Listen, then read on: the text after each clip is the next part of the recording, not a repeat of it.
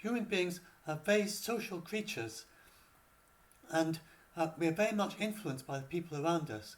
Like an example, that patrons at a US cafe who were told that 30% of Americans had started eating less meat were twice as likely to order a meatless lunch.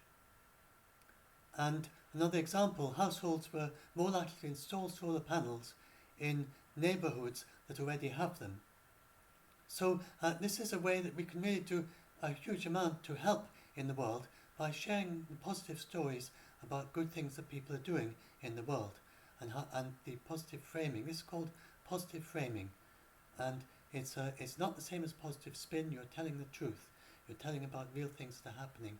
We also need to share good science. And this is an example of a story that has just I've never seen it in the mainstream media, only in the carbon brief.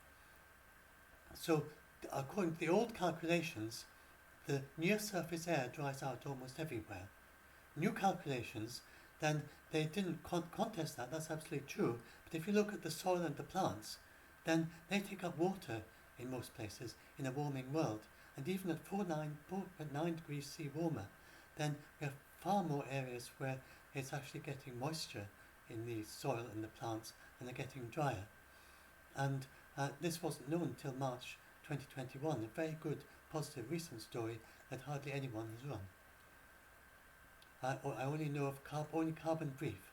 And if you could try sharing good news stories like that, and the journalists share what we want to hear, and they are not getting that message that we want to see stories like that.